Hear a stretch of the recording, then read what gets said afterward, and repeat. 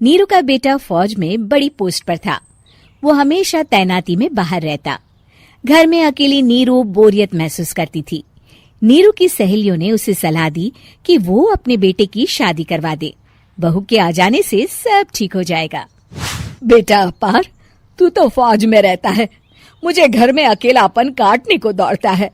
तू एक काम कर बेटा, शादी कर ले, फिर बहू के साथ मैं घर में आराम से रहूंगी। क्या माँ, मैं जब तक मेजर नहीं बन जाता शादी नहीं करूंगा। तुम कहीं घूमने जाया करो, लेकिन शादी की बात मत करो।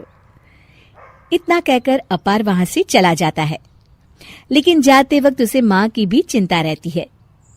एक दिन दरवाजे की घंटी बजती है। नीरू दरवाजा खोलती है तो सामने एक सुंदर सी लड़की साड़ी पहनकर सर पर पल्लू रखकर खड़ी होती है। कौन हो तुम बेटा, और तुम्हें किसने भेजा है? मेरा नाम कंचन है और मैं आपके बेटे अपार की बीवी और आपकी बहू हूँ। तभी घर का फोन बजता है। नीरू फोन उठाती है तो अपार का फोन होता है। माँ, कंचन आ गई। वो आपकी बहू है माँ, और मैंने उससे शादी कर ली है। आप अकेली रहती है तो मैंने आपके लिए शादी कर ली माँ। अच्छा बेटा, बहू तो आ गई, बहुत सुंदर है। अब ना मैं आराम से घर में खुश रहूंगी।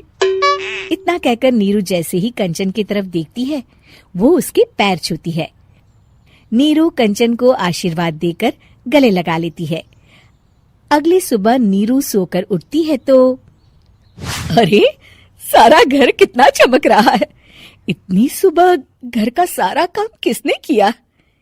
तभी कंचन हाथ में स्वादिष्ट नाश्ता और चाय लेकर आती है और टिपॉय पर रखकर कंचन के पैर छूती है। बहू को देखकर नीरू काफी खुश हो जाती है। वो कंचन से कहती है, कंचन बेटा, आज मेरे घर में किटी पार्टी है, तुम मेरी सहेलियों के लिए कुछ अच्छा बना लेना। माँ, मुझे अच्छा बनाना नहीं आता, आप बता दीजिए, मैं बना दूंगी।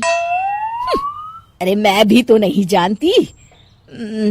ऐसा कर, शाम को इटालियन खाना, सी फूड और हाँ, चाइनीज खाना बना लेना, ठीक है? कंचन नीरू की बात सुनकर खुश हो जाती है। हाँ माँ, मैं तो ये सब बना सकती हूँ, आप चिंता ना करें। शाम को नीरू की सहेलियां आती हैं, जहाँ कंचन अकेले बनाए स्वादिष्ट खाना बनाकर खिलाती है। वो सारी सफाई कर सबको खुश कर देती है। कंचन अंदर किचन में जाती है कि तभी नीरू की सहेली बोल पड़ती है।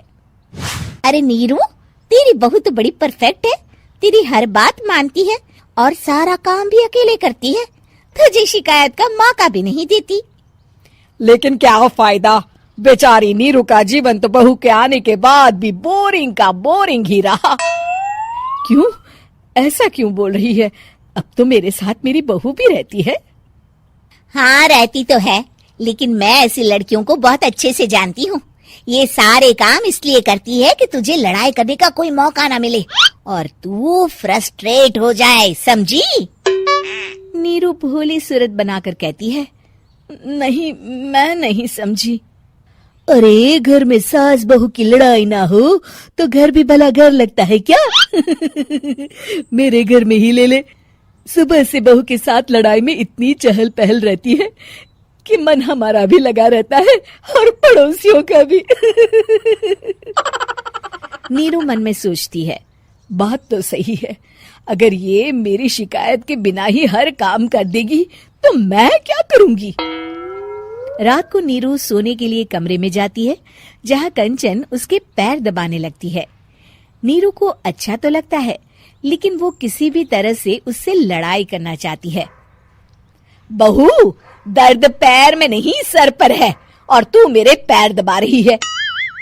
मैं सर दबा देती हूँ माँ जी। ये कहकर वो उसका सर दबाने लगती है। तू एक काम कर, मेरे लिए बादाम वाला दूध ले आ, जा। कंचन जाकर सास के लिए दूध ले आती है। अब नीरू उसे जो कहती कंचन झट से कर देती। बहू, जरा छत से जाले निकाल दे। जी माँ जी। कंचन 5 मिनट में ही पूरे घर के जाले साफ कर देती है। नीरू तो देखती की देखती ही रह जाती है। कमाल है, ये तो हर काम कर रही है। तरस गई मैं तो इससे लड़ाई करने को। इतना कह के नीरू चली जाती है। नीरू को एक दिन कंचन पर इतना गुस्सा आता है कि वो सोच लेती है आज तो उससे लड़कर ही रहेगी। मौका देखकर नीरू कंचन को पैर से लंगड़ी देकर गिरा देती है, जिसके बाद जो होता है नीरू को विश्वास ही नहीं होता। जमीन में 2 भागों पर गिरी कंचन के सारे पुर्जे बिखर जाते हैं। स्प्रिंग और उसके अंदर से रंग बिरंगी लाइट जलने लगती है। तभी घर की घंटी बजती है। नीरू डरकर दरवाजा खोलती है तो सामने अपार खड़ा होता है। क्या हुआ माँ, तुम इतना डर क्यों गई? कंचन ने कुछ किया क्या? कुछ कहा क्या उसने? मैं अभी बताता हूँ।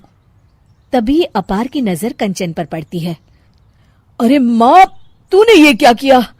कंचन को तोड़ दिया। तुम्हारी खुशी के लिए मैंने रॉबर्ट को तुम्हारी बहू बनाकर भेजा था, जिससे तुम्हारी हर इच्छा पूरी हो और तुम खुश रहो।